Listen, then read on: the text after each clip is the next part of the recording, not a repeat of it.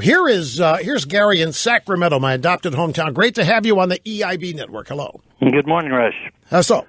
Hey, having heard your strong opposition to the release of this CIA torture report earlier this week, I wanted to, with your permission, cite 3 facts that might suggest that the report and its release is a good idea. Well, fine. Have at it.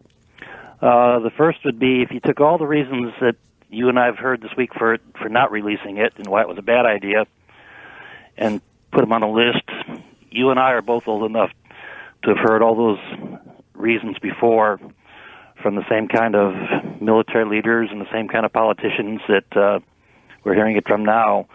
And when you and I would have heard it before, it would have been 40 years ago during the aftermath of the My Lai massacre in Vietnam, when Lieutenant Calley decided it was a good idea to turn his troops loose to slaughter a whole village of women and children and old men.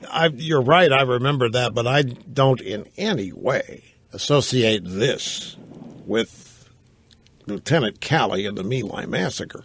Well, it's somebody in the chain of command making a decision that something that shouldn't have been done.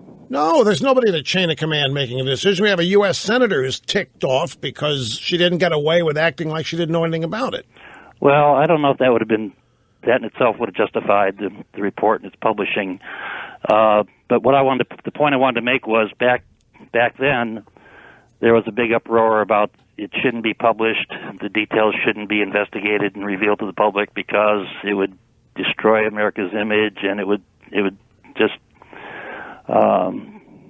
just ruin morale for the military. And I was actually in the military at the time, and for 2 decades afterwards.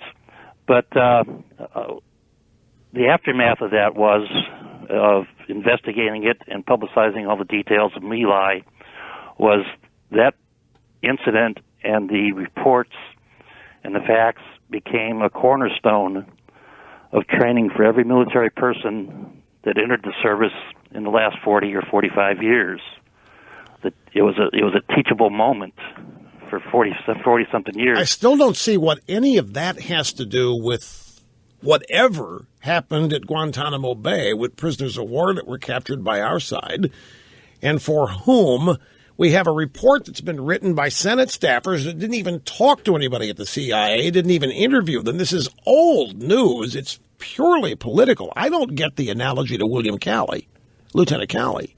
It's something that shouldn't have happened, and no, there's not universal agreement on that it shouldn't have happened. Well, there's not, and there wasn't then either, because a lot of people in the military were saying, well, hey, stress gets to people, and they were under duress and all this, and there was justification for it. The My Lai was mass murder of civilians and everything.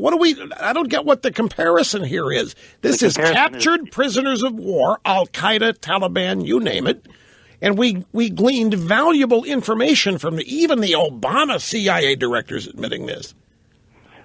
Well, actually, I watched that same briefing yesterday, and he didn't admit that there was valuable information gleaned from the torture. What he actually said was the people that had been tortured, at some point afterwards, they had provided information that was of use, not valuable information, not important or key or critical information, just information that was of use to planning the operation to get Obama. And so he's never said, and I wished he had, I really do, as being a veteran and wanting to have some kind of justification for what's gone on, I wanted him to say, here's the important facts, here's 100 important details that we gleaned from the torture. And that would have made me feel a little bit better. Well, the problem is the Senate staff report is fact-free. You want facts from the CIA director. The Senate staff report on which you're basing all of this is fact-free. It's nothing but opinion. There was no attempt to get any facts. This thing is purely political.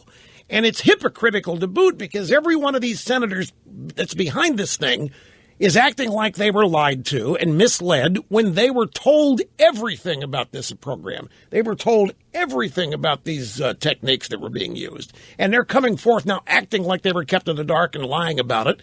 And that's why Jose Rodriguez is calling them a bunch of hypocrites. But the comparison here to me lie, that's not the proper comparison. I mean, if you're going to compare, if you want to compare something, I don't think this has any foundation at all. If you wanted to make some kind of comparison, you'd have to draw an analogy to this and the allegations that happened at Haditha in Iraq, where the Marines were charged with rape and pillage and all those other things that every Democrat that heard about it chimed in on and agreed. Jack Murtha, John Kerry, but that would be your comparison, not this. And got to take a break. I appreciate the call. We have no time remaining. Back after this, folks.